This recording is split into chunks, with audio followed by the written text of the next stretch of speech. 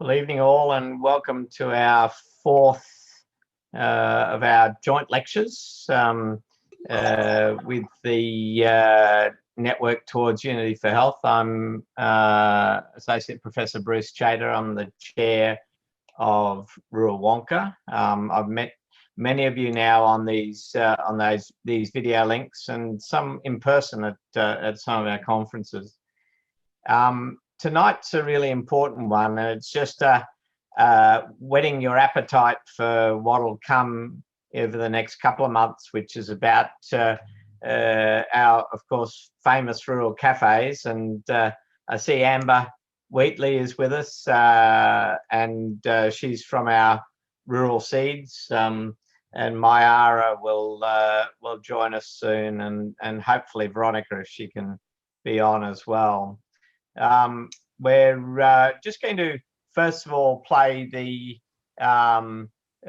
video of the lecture, and then we've got a wonderful case study by one of the young doctors from Network Towards Unity for Health, Saad Ouakas, from Morocco. So we'll just get on with the first video now, so and then we'll go to Saad and then on to our discussion.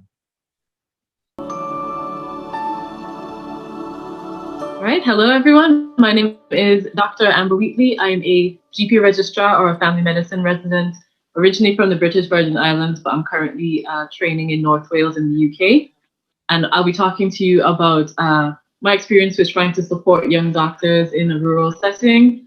And I'll focus primarily on a project called the Rural Family Medicine Cafe, and then talk about some other issues as well around supporting young doctors. So the learning objective that you'll get by the end of this lecture is to become aware of the Rural Family Medicine Cafe project. We're going into 5 years of running this project now. Understand a bit about what the term young doctor means, because some people have different interpretations of it. But having a nice base definition will help you understand why it's important to support young doctors a lot easier. Become aware of some of the types of support needed by young doctors, particularly in a rural setting. Understand the role of social media in networking and information sharing for young doctors, and then understand how the Rural Family Medicine Cafe ties into all of this. So the Rural Family Medicine Cafe is a social media project. When we initially started, we were using several social media platforms, so Facebook, Twitter, YouTube, and Google Hangouts. What we did was we invited a panel of up to 10 guests from all over the world, presented them with a topic around a rural issue, and then we discussed it for an hour to an hour and a half.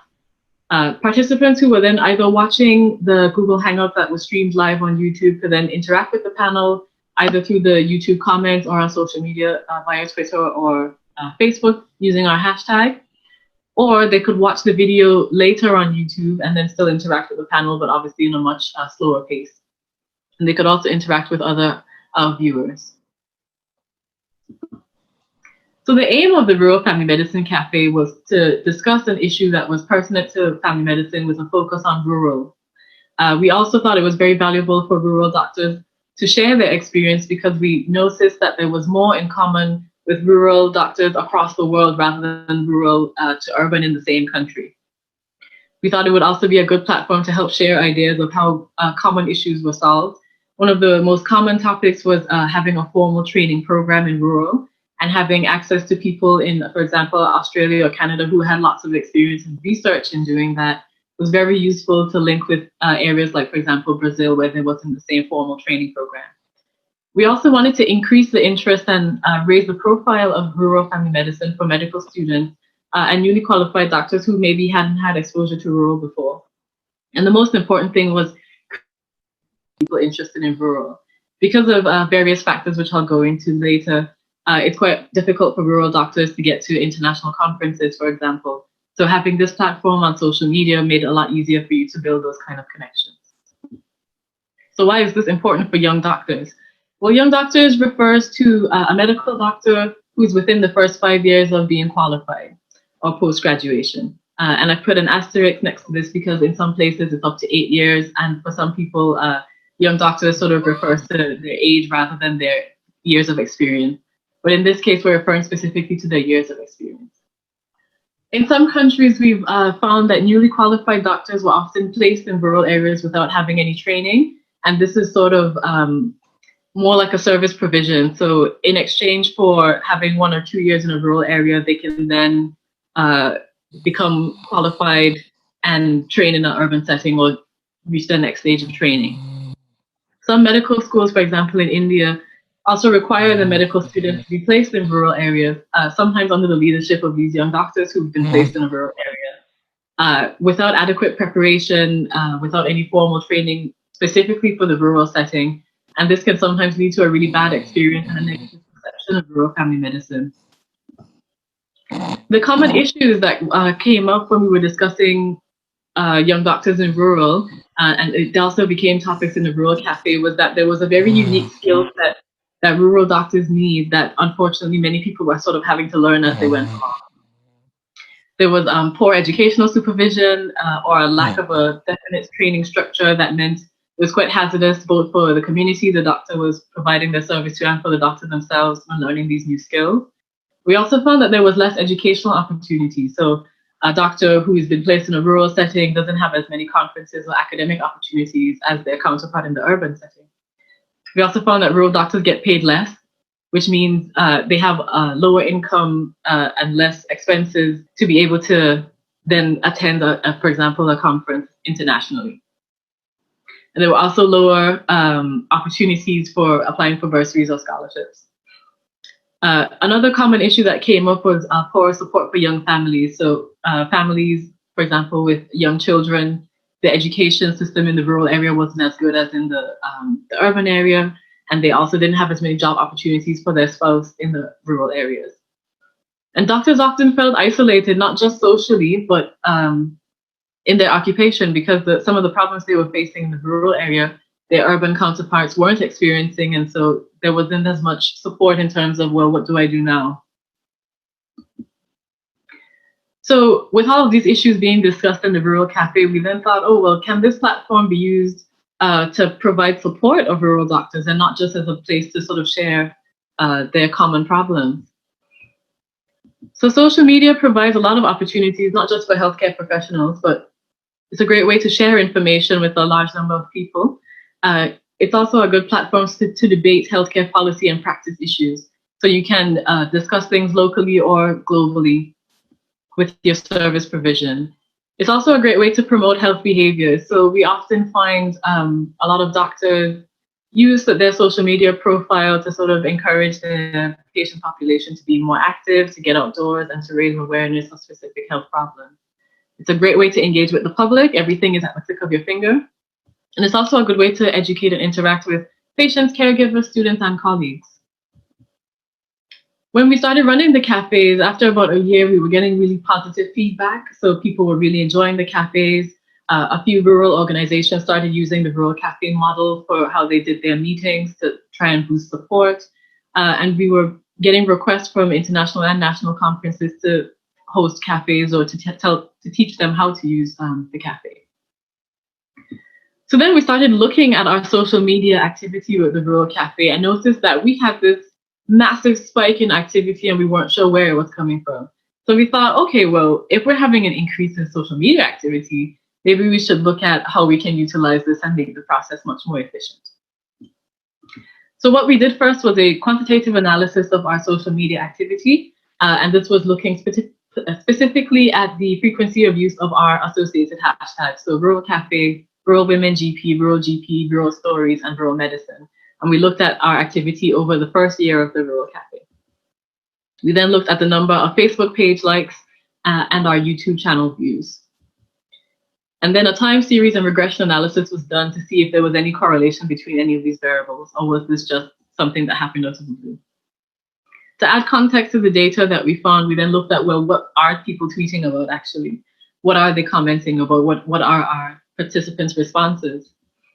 And then we did a semi-structured interview of 10 of our regularly attending participants just to get a bit more information, flesh out our data, and see what their impression of the cafe was.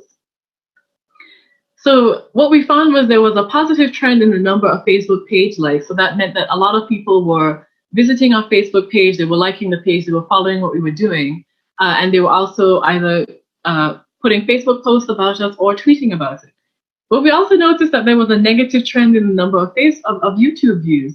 So people were interacting with our page, but not necessarily watching the cafe. We found that there was no statistically significant relationship between the number of views on our YouTube channel and our social media activity. The two variables were completely unrelated. There was a significant relationship between the Facebook page likes and the number of views. So obviously the people who were visiting our Facebook page were then following the links to the cafe that was on YouTube.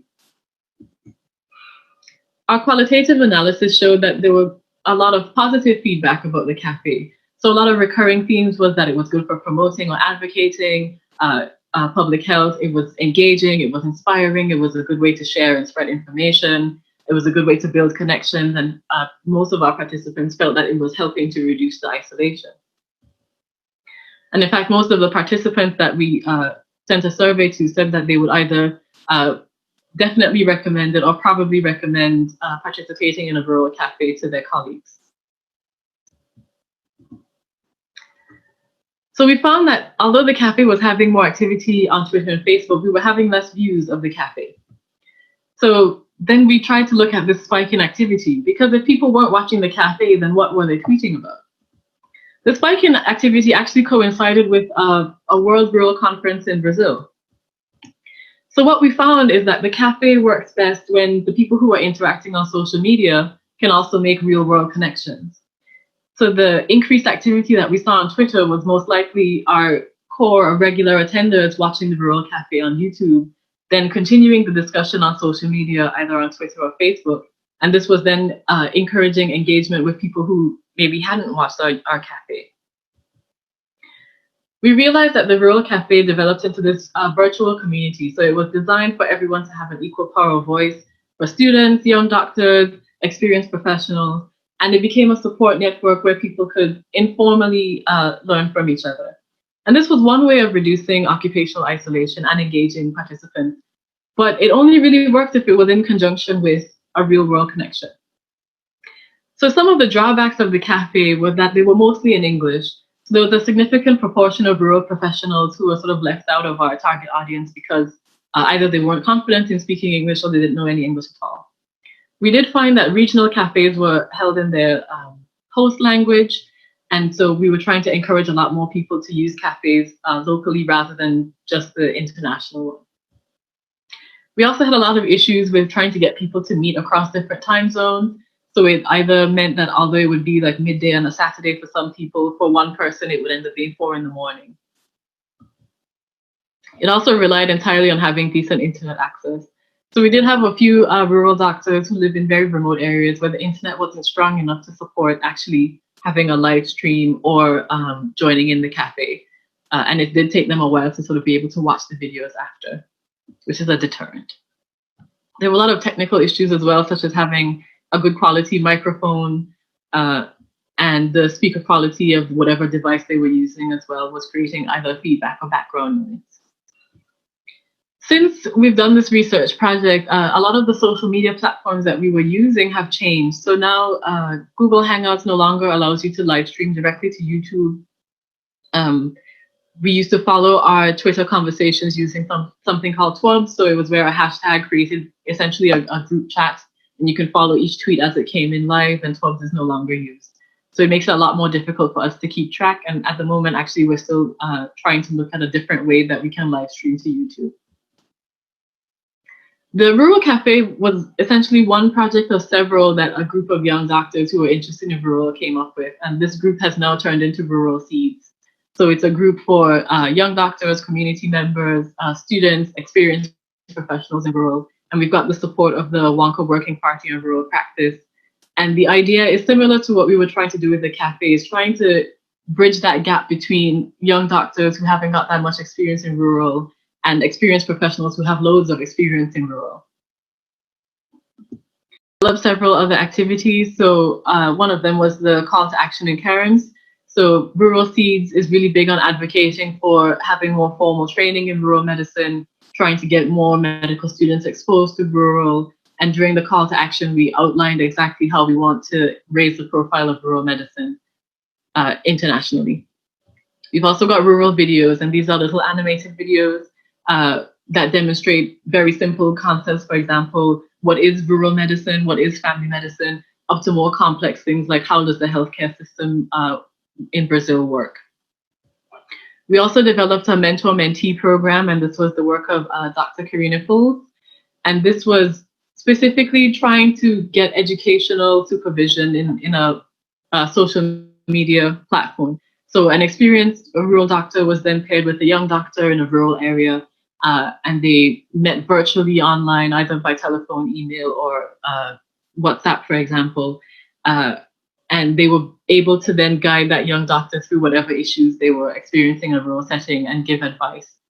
And that program proved to be very rewarding. There were some technical issues as well. And we're hoping to launch the Mentor-Mentee version 2 if we get some funding. So in summary, young doctors in rural areas face unique challenges, often things that they aren't prepared for formally through their education program. Social media is a good forum for sharing information and sharing experiences from different clinicians. Social media projects such as Rural Family Medicine Cafe can reduce social isolation, but only when this is in conjunction with real-life connections. And obviously, we still have the problem of lack of financial support, because how are young doctors in a rural area supposed to build those real-life connections if there isn't funding or there isn't someone to cover their job if they're the only doctor in the area to then attend these conferences? And we found that although having a cafe and having that connection with an online mentor was useful, it's not a replacement for a formal training program where you can have that very structured hands-on support.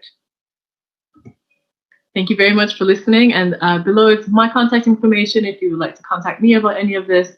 Rural Seeds has a website that lists all of our projects, and you can also sign up to become a member of Rural Seeds and find out what we're up to or help us out with any of our projects. And you can email Rural Seeds directly at ruralseeds@gmail.com. Thank you. Very much, Amber, and we'll just move on to our next video.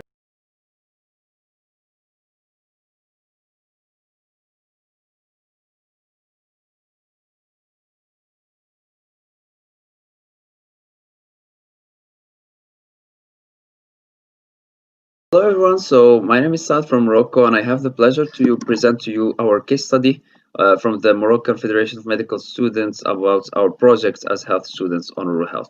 So I'll be starting by describing the situation, then talking about our program, and then moving on to describing the results and outcomes and sharing finally some recommendations. So starting with Morocco, which is a North African country, and basically more than a third of the population live in rural areas, according to the last statistics in 2019. And it was also found that we have 7.2 doctors per 10,000 people, which is really low when it comes to doctors density per population. Another challenge that we have is that there are territorial disparities, which means that, for example, for cardiologists and other specialists, we find that half of people working are situated in the two big cities, which is the axe in the middle of the country, while we find less percentage in other remote areas. Another challenge is lack of involvement of health students and young professionals in rural settings. So there are more or less education, less involvement, and less working spaces for them to get involved. So those are maybe some of the challenges that we're facing, and to combat that, we came up with our program 5 or 6 years ago, and it's basically named as Rural Caravans Program. So basically it's a youth-led which is organized by students in every faculty. We have 7 faculties here up until now in our country, and basically in each faculty a group of students take the lead on organizing this and making sure the program takes place. So the concept is students and doctors and other health professionals offering temporary health access, awareness, and humanitarian aid to a population of a remote area during a 3 to 4 days stay. So basically, we have the team working on choosing the place where there is most of the need, and then doing a needs assessment, then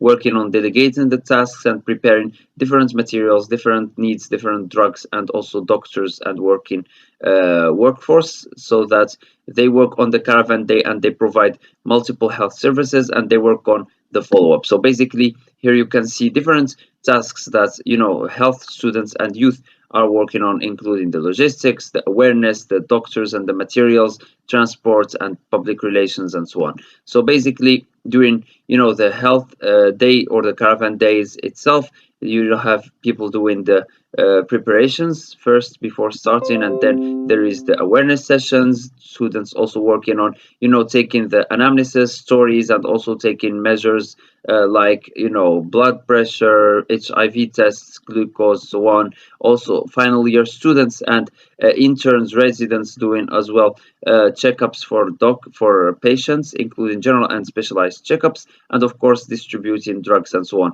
And there is also the follow-up for chronic patients, which get linked with professors in universities. So basically, there are multiple partners, like for example the health ministry and local authorities, which are the main contributors to help get the paperwork and the legal affairs done. And there are also other health students, because we try to collaborate with pharmacy students to involve them in the drug distribution and collection, also dentist students to help in oral health checkups and also awareness sessions, veterinary students as well, as they work in awareness when it comes to vets and working with animals, and as well as vaccination for dogs against rabies and other diseases. So we try to make an interprofessional collaboration and multidisciplinary approach here, and of course other organizations that we have. So basically here you can see the numbers that we have been able to reach so far, including 16,000 medical checkups done, and almost 10,000 screenings done, and so on.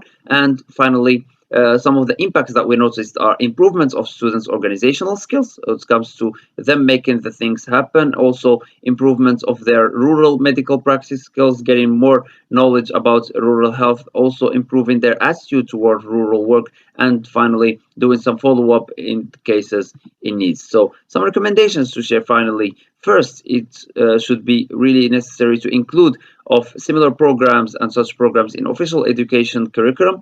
Also, long-term official support by the educational institutions and ministries are a must. Third, creation of spaces and opportunities for youth to get involved in rural sector is a must. And fourth is scaling up with medical education and inclusion of rural health, also creating some online programs. And finally, establishing spaces for networking and sharing of practices between youth on rural health.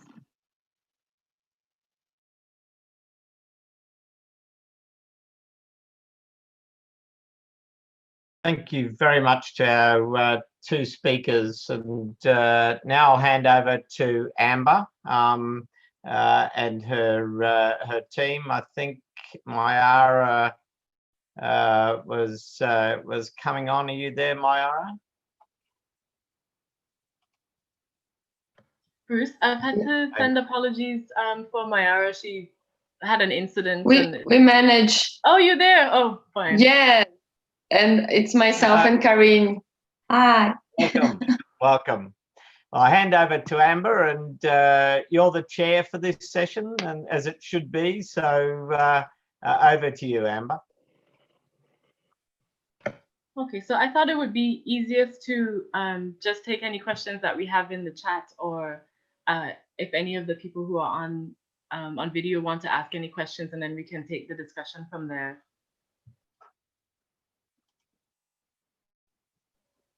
So we've had one question. 19. So are you referring specifically to me, Austin, or to people in rural settings in general?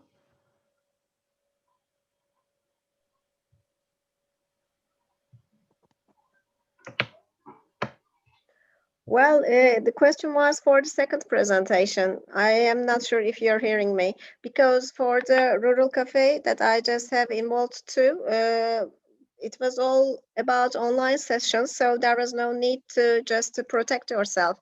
But in my country and also in England and Brazil, most of the countries, the problem is to protect ourselves, because sometimes because of the stigmatization and also the politics of the governments, maybe the tests are not has been done, and sometimes people, even the healthcare staff, doesn't say that they are positive or not. Because of this reason, maybe for the second presentation, go to rural and making the teamwork and to be an example of sustainability for all the parts, all the district parts. It's precious and so beautiful. But how did they protect themselves? Because there's no COVID-19 vaccination right now. Maybe the others, yes, but not this one. And when you just give me the word, congratulations, your presentation was brilliant. And also the way that you just say your limitations and also the further research part is brilliant, I think, because you just said that we just find out that people just checking out, oh, I like it, but what did you like it? You didn't even watch the YouTubes. So why are you liking? Maybe to be a part of a good society is also making us much more healthy, because even in urban, people are feeling isolated. Thank you very much. Thank you for that, Aslan. And yeah, we were as puzzled by the data as I mentioned, because we were like, oh, we're making progress, we're having this huge built-in community, but actually not that many people were watching the cafe. Bruce, I don't know, is the second speaker on the chat? No, I don't think he's. I was just checking actually to see if he's been able to join, but it doesn't look like he is at this time, unfortunately. I thought his an excellent presentation with yours, showing really students and the role models quite often in that sort of situation. And I think that enthusiasm is just so important, isn't it? And for that to be recognised as it clearly was in that area. I know you guys have been doing some wonderful stuff in Brazil, Karini and Mayara. Did you want to talk a bit about that at all? Sure. I'm visiting Karini in her rural place, where she's now a doctor and a professor as well. So I think this is a case study of success of how we kind of influenced like people to try or to come to rural areas. I think this is really important. And I can talk by my side, also like a personal view, that the rural cafes changed my whole, the way of my whole time, my lifetime in my career. We kind of discovered also same difficult, and also good things that we experience that are equal in rural areas. And I think we have grown a lot, doesn't we, Amber, since 2015? And I think in Brazil, we do have a huge group of rural seeds.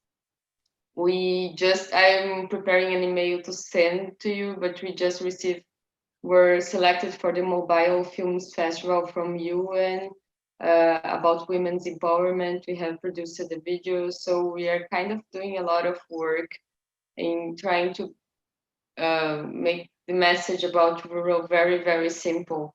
If we, when I started to think about rural and when we created Rural Café, I couldn't find many things like target for young doctors, or at least in Brazil or Latin America.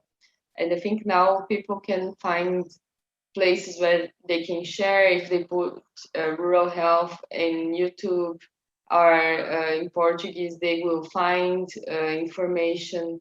So I think we have changed a bit the world, and I'm really glad. I agree. this year, a student from a school connect with us also with the Rural Seeds group. She saw our videos on YouTube and started to talk with us about rural.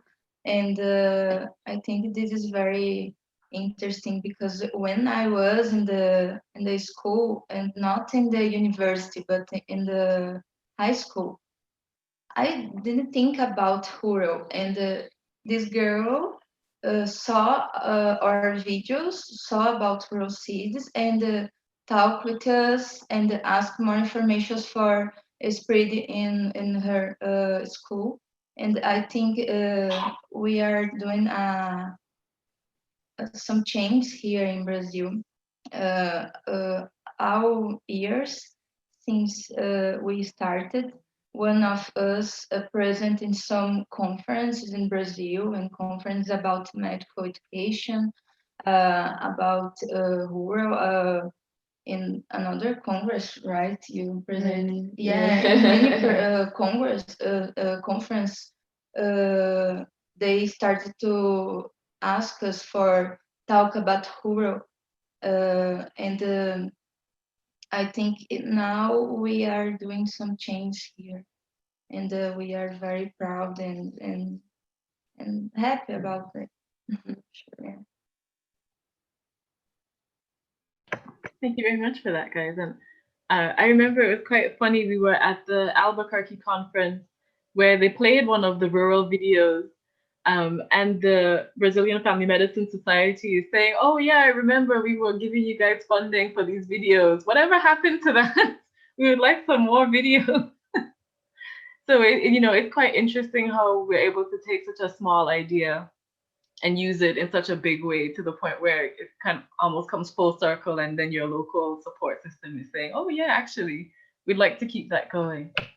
So Marjorie asked the question of, I wonder how young doctors are supported to stay in rural communities. I think that depends very much on which community you're referring to. So I'm originally from the British Virgin Islands, as I mentioned, and what our government has done is they have scholarship programs. So once you leave high school, if you express an interest in medicine or nursing or anything that they feel is a necessary profession, they actually pay for you to go to university and study it. Because the country is so small, we don't have a university, we just have a college. Coming to the UK, where I'm just finishing up my family medicine training now, if you work in a rural area or an area where the GP to patient population ratio is not favorable for the patient, so there's much more patients than doctors, they actually give you £10,000 just for signing up to a training program in that area. And you then also qualify to have additional money if you decide to practice for at least 1 year after you finish the training program. That answers some of the problems in terms of the £10,000 is about enough money to get a deposit on a house or get yourself established in the area, but it doesn't really answer some of the problems with transport or the quality of education. So it's a short-term fix, basically. So it answers some of the problems, but not all of them. I don't know if Mayara and Karina, you have anything to add to that. Absolutely. Like retention and recruitment is always a challenge. Like I think we kind of bring the topic at least for more universities, but we still have a lot of problems in recruitment and retention. I think we are in Brazil, we are not in a good time for politics, and which put vulnerable populations as rural in a more vulnerable situation, because fire is in Amazon, they are in Amazon, which is a remote area, rural and remote area. Pantanal as well. So then it's very hard to retain doctors in such these places without investments, without support, not just financial support, but structural support, and having like mental support, and having a mentor as well, like helping these people. So I think it's really key for us to see, to look the rural and understand that we need to have, I always say that we even need more structure than urban areas, because the urban areas are much closer to everything, and we are much far away from everything. So yeah, but I think the challenge is still the same all around the world, unfortunately.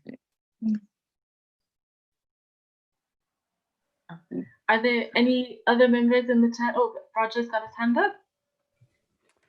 Yeah, Roger Strasser here. First of all, congratulations, Amber, on the presentation, and to you and to Mayara and Karina and everyone really for your initiative in establishing and continuing with the rural family medicine cafes and the mentor scheme, the Rural Seeds. Truly fantastic, and I think for those of us who've been around for a while, it gives us great confidence in the future to see young students and young doctors, new doctors heading for rural practice, and I think that's truly wonderful.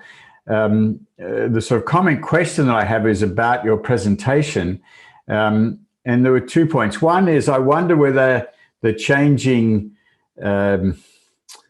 figures that you identified about participation in rural cafes and viewings and likes and so on, I wonder how much that's a reflection of the very rapidly changing social media scene, especially for young people. So that's point one. Point two is about being connected electronically, sort of virtual connections. You know, especially with the pandemic, I think the whole world has discovered Zoom, as we're on Zoom today, and what in the big cities often in the past was considered impossible now is possible, like telemedicine and online education and so on. But there's no substitute for relationships, direct personal connections, and so I wonder whether your observation that the rural cafes that really had most interest were when they were associated with a conference where people got together in the same place. So there are two comments: changes in social media and the importance of the personal relationship, really as a way of developing connections that then can be continued and fostered using the various range of electronic communications and social media.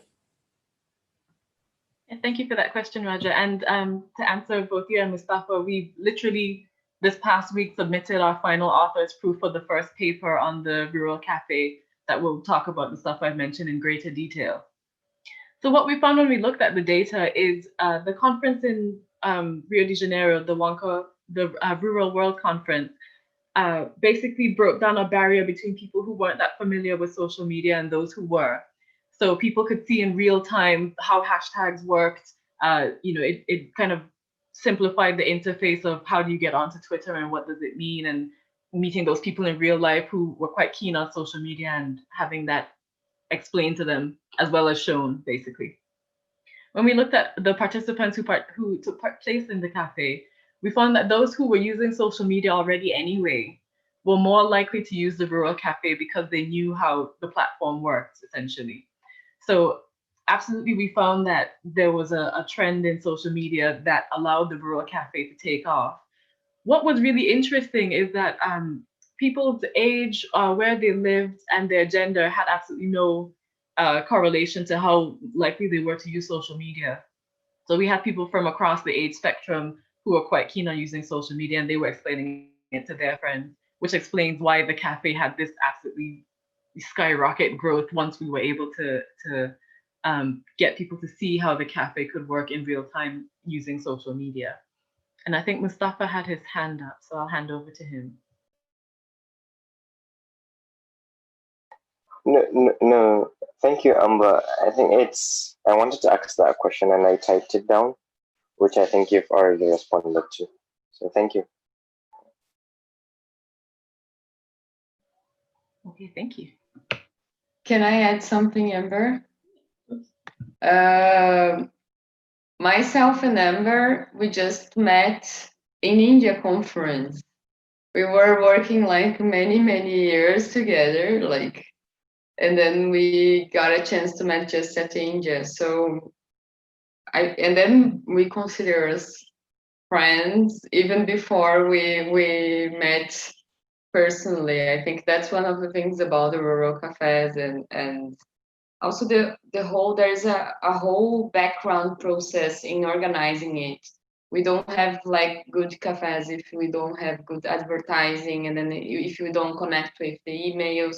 So to organize a rural cafe is not just to create a Zoom chat or a conversation.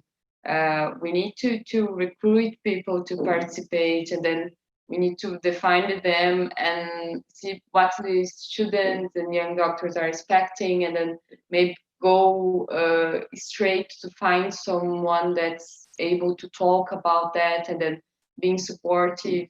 And I think what's really revolutionary, before the pandemic, we were doing this kind of stuff that we are doing here. Like we were like ahead of the pandemic world and everything, because it's quite like what is here. And one of the roles of the rural cafe is not to have presentations. It's a cafe. It's like you're in a coffee shop.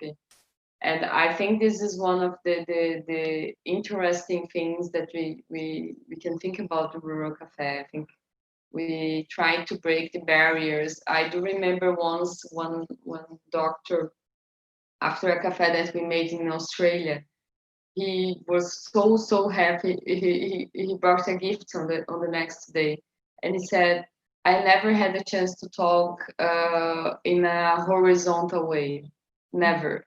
And then he got a chance in the rural cafe. So that, I think this is one of the huge things about the rural cafe, that we can be together and talk in a horizontal way, and then learn together and think together. I just had another comment in the chat saying, if we can further develop the cafe concept where people can link together for a cup of coffee in small groups to further the conversation in between the cafe group meetings. So what we found is that people were doing that, particularly at conferences. So, you know, as Mayara mentioned, we worked together in the rural cafe long before we'd actually met. But once we did meet, we were then able to have that connection in a small group at conferences. We also found with local cafes, so the Rural Society in South Africa is one who does a local cafe quite well. And I think they've done 2 or 3 already. They've been able to utilize the cafe concept locally, as well as using that to build connections within their own environment. So our hope with the cafe was to build those kind of connections, to get people to talk to each other and share information, even if it was locally, but also to then build on that when they met at international conferences. I wonder if any of the young doctors on the call would like to speak about supports that they have received in their area, or things that they would like to see.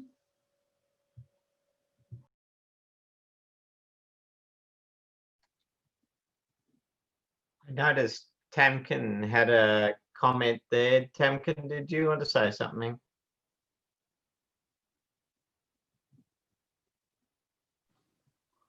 Hello. Go ahead.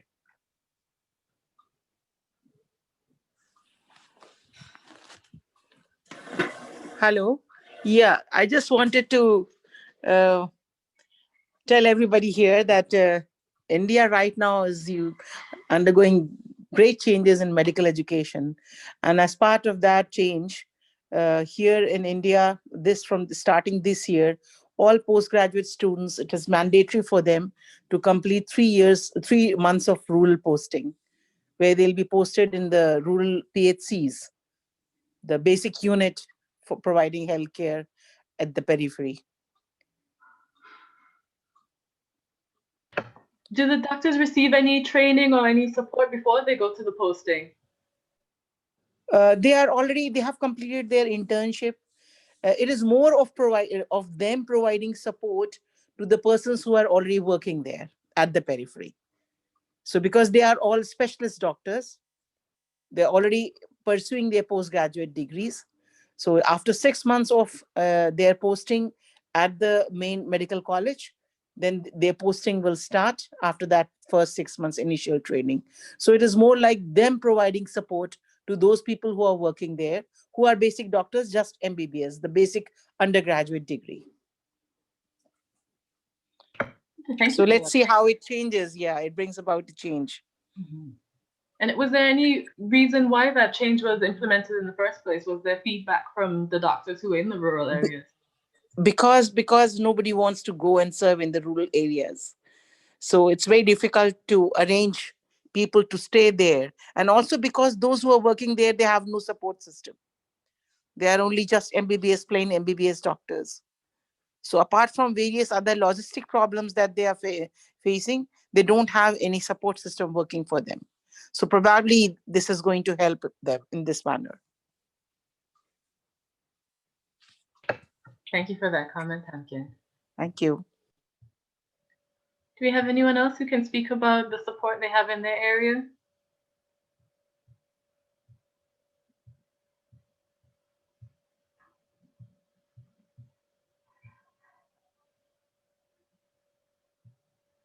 Alston, I'm going to pick on you. Oh, Mustafa, go ahead. Sorry. All right, so thank you. Just again to give a perspective about the Nigerian situation, rural health is not really a focus, I would say, because about 70% of the population, still don't have proper access to healthcare. And most that do end up going to the specialist hospitals, general hospitals and tertiary hospitals, and don't really go to the primary healthcare level. And so the rural medicine is very underdeveloped here. And basically you have, after your internship here, there's a mandatory service here. And most of this, we call them corpus, get posted to rural areas. And some communities, that's the only time they get to see a doctor, if they have this corpus. And in addition, sometimes there are outreaches, just as Saad tried to explain earlier, by doctors sometimes, and sometimes by medical students. So really, that's the only time some communities get to see doctors. And you see a lot of chronic cases of a lot of diseases. Some even basic hernias have been there for years sometimes. There was a particularly one that stuck to my brain, I would say. When there was a visit to one community, there was an old man that had a hernia, and it was so chronic that he actually carries it around in a wheelbarrow. Everything in the sack was, he couldn't walk with it, he had to carry it in a wheelbarrow. So there are a lot of cases like that. They don't present to the healthcare centers, they just stay in their communities. So it's something that we really need to develop here, I would say. And unfortunately, those that get posted to these communities, the only prior experience they have is during medical school. There is a rural posting, we call it a rural posting, 1 month that's in my school anyway. I don't know about other faculties. We have about 40-something medical schools in Nigeria. And there's a 1 month posting in a rural community, and you're supervised by the doctors there. So that's the only real training you get in rural medicine, I would say, throughout your training as a medical student. Yeah, so, thank you. Can you talk a bit more about the rural posting? So you go there for a month, and do you have like a learning outcome, and does your mentor support your learning to try and get you to come back? Well, most of my seniors I've discussed with that have gone for this rural posting, they say it's quite interesting, because usually the medical officers that are in these rural communities, and sometimes you get a supervisor from the community medicine department also with you. And but majorly you're there with the medical officers that have already been posted to that particular center, because there's a center that we constantly use for this role posting. And so they always make sure they have some medical officers there, and they just go through the normal process of seeing patients with this doctors. The class is usually divided into 4. So a batch is usually around 20 people, and there are about 4 doctors there, I would say. So one doctor will have a group of medical students with him, and basically help this doctor to see patients, and sometimes assist in surgeries if you're very lucky and they say that you're very dedicated. So I would say they get a lot of support and supervision from this medical officers, but nothing higher. That's as high as it goes. But I really don't know. I think this is actually a very good avenue. I might take this up when we return to school and actually evaluate their interests in rural medicine after the posting. Yeah, thank you very much for that idea. Thank you. And that's one of the benefits of the cafe, is you get to share ideas with other people, and hopefully it's for the benefit of the rural communities and rural medicine as a profession. Can I add something, Amber?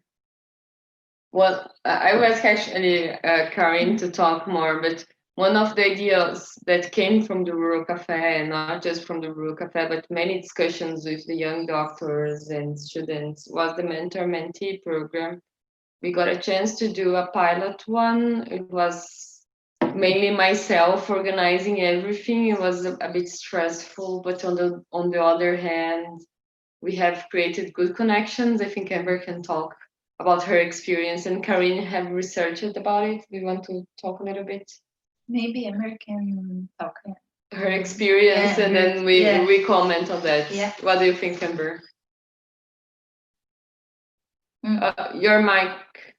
Yes, I'm unmuted now. So yeah, with the mentor-mentee program, basically I got paired with a rural doctor working in the Isle of Skye at the time. And my main goal was to try and produce research basically on rural medicine as a profession and how we can get young people more interested in it. Through that, basically, I was able to do a 2-week experience in the Isle of Skye, which included not just looking at the clinic, but also looking at the community, looking at the scenery, what activities would there be if I were to join a rural training program there. And it gave me a lot of perspective in terms of picking where I would do my family medicine training. And I've stayed in touch with my mentor, and every once in a while we'll just catch up and see where he is. So he's now moved to a different part of Scotland.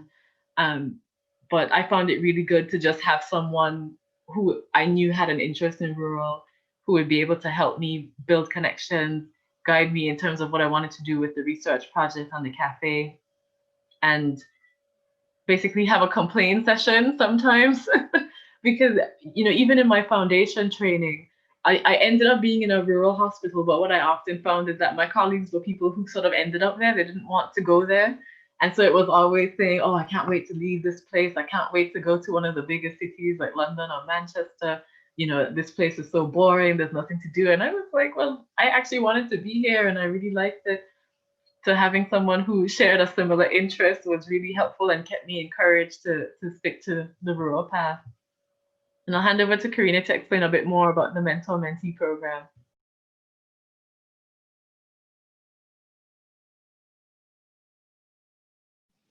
Yeah, I researched about the pilot of mentor-mentee, and it was very interesting because when Mayara and Amber started this project, they asked some questions for people who wanted to be mentor and wanted to be mentee, and in the final was the questionnaires as well for see how was the project. And this runs in a year. And in the beginning, I could see that people who wanted to be a mentee was most of students who wanted to know about the rural scenarios and know about how is it work in rural areas. Most of people from developing countries that we don't have specific training for work in rural areas. And also young doctors who started to work in rural scenarios and was with problems and needed to some support for that. And in the end of the program, almost all the involved that finalized the process really liked this experience and helped a lot with this year. So now are thinking about work in rural areas. And I think this is a project that has a big potential. And my plan for this year was started the new edition, but with the pandemic, I need to waited for that and organize myself in my rural area. But we are thinking for improvements and think about how we can do that, because the first edition was a big work for Mayara and Amber for organize all the process, because in all the process the organizers needed to see how it is and if has any issues about the mentors, about the mentee, and try to fix that or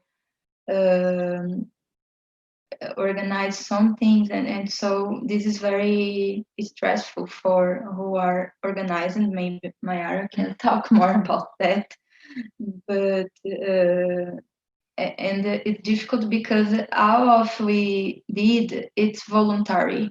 We don't receive nothing for do that, and we all working in our places, and sometimes it's very difficult to work all the time and also do this work, the voluntary work in our weekends or in the night. So we are trying to think about some ways that these projects can be less stressful for who are organizing and connect more people for helping with the project and with our R&Ds. I don't know, Mayara, maybe you can make it more sustainable. But we had many people that reported that the mentor-mentee, even if it was just for a year, changed everything, like changed how they feel in a rural area, had created meaningful relations with the mentor and the mentee, and how this was had changed like the career and the perspective. Many people enter in the process because they were thinking of leaving rural areas, and then just with support with someone with more experience, they decide to stay. So I think that's the essence of the project. We know that it needs to be more structured with people that will be dealing with the things daily. I was like doing everything by my side, answering emails and creating everything on Google Forms, and the technology was a little bit of some years ago. But on the other hand, we have created the idea of something that could be very meaningful and has a huge potential for rural areas, and also for creating a global community which supports each other, because the mentor and the mentee usually is the mentor is has a huge experience in rural, had been trained in rural, is living in a rural area for a long time, and then the Mentee is just starting, and then this connection is very powerful. And thank you very much for that. We're just coming up to the end now, and I just like to point out one of the interesting things about the mentor-mentee program is that the mentor and mentee weren't necessarily in the same country. So again, that just shows the power of social media. And Bruce, I don't know if you could do in the last few seconds, Manish has asked a question about how he can get involved in rural health if we have anyone that wants to provide some advice for him.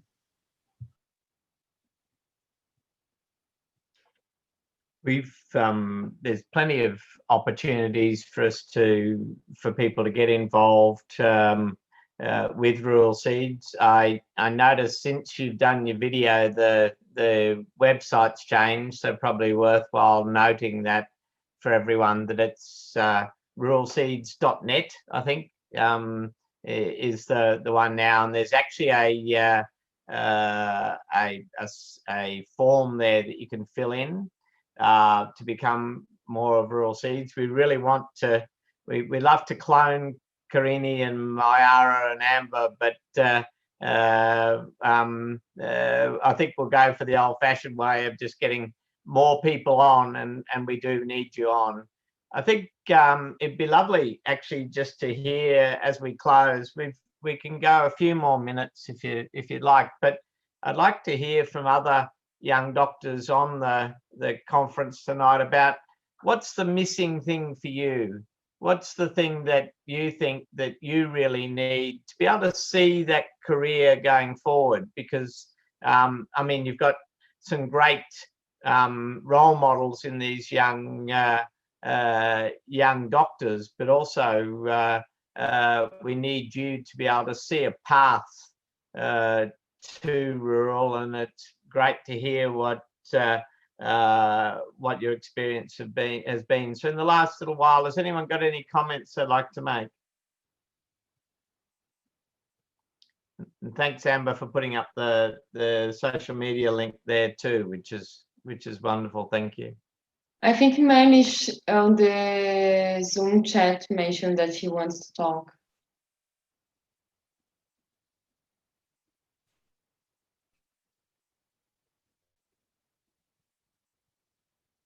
Manish, did you want to say something?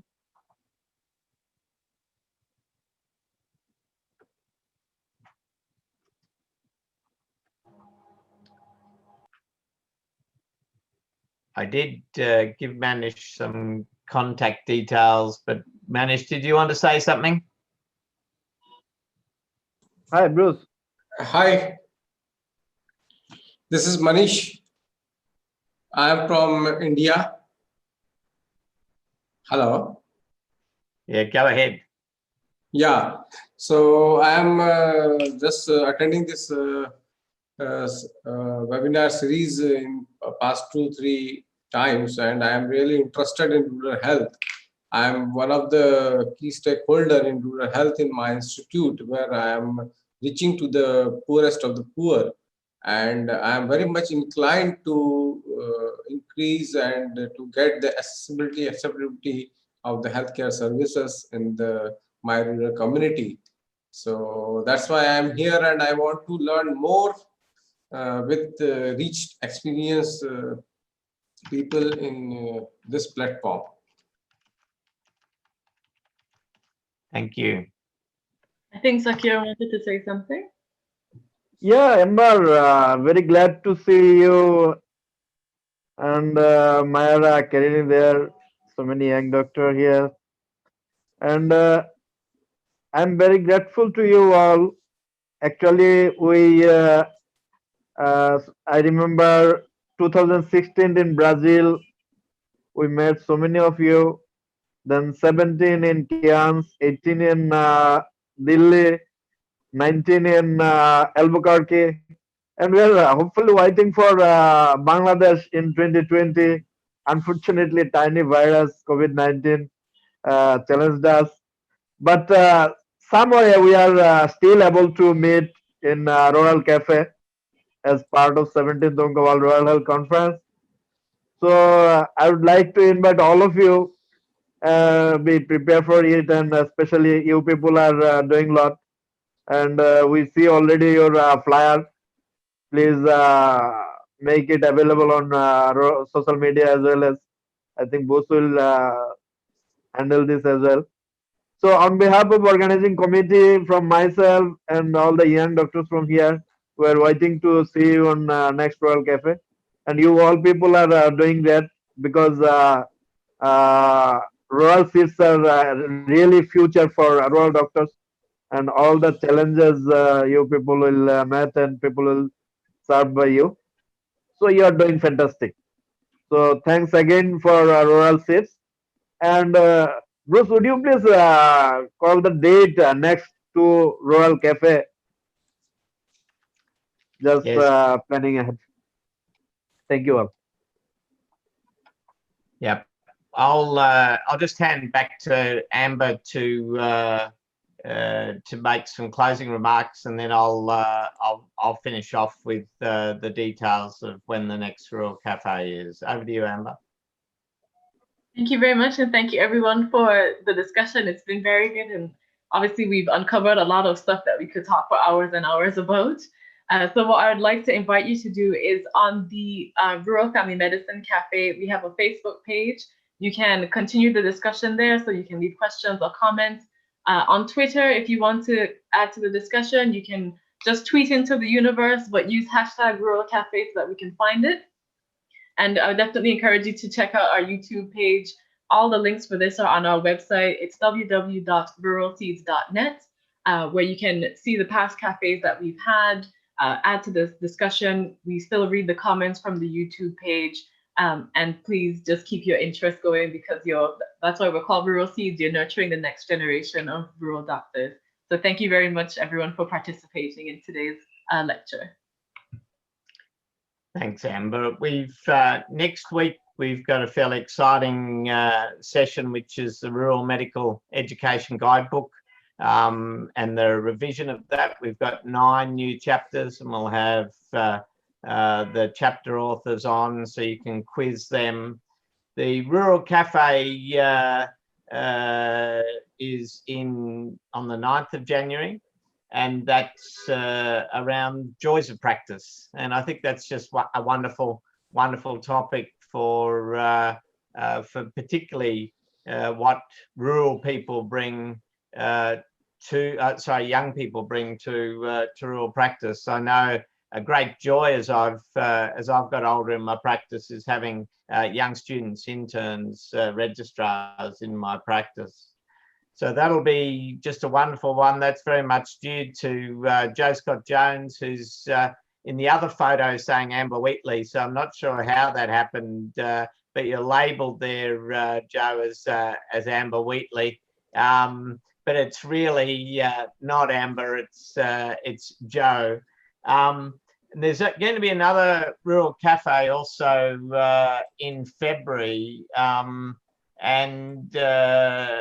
I think we've got a really exciting topic for that that's building with some other organisations. So we'll give you some more information on that as it develops, but it's still in the planning at the moment. But I think that'll be another really exciting one. So a really big thanks to our presenters tonight, Amber, Karini, Mayara, and very much also, although he's not able to join us, Saad Larkus, to give us that insight into Morocco. So thank you all for joining us, and we look forward to catching up with you next week for another instalment in, as Zakur said, the longest conference that we've ever had, but it's, I think, a great one and a great time to be together.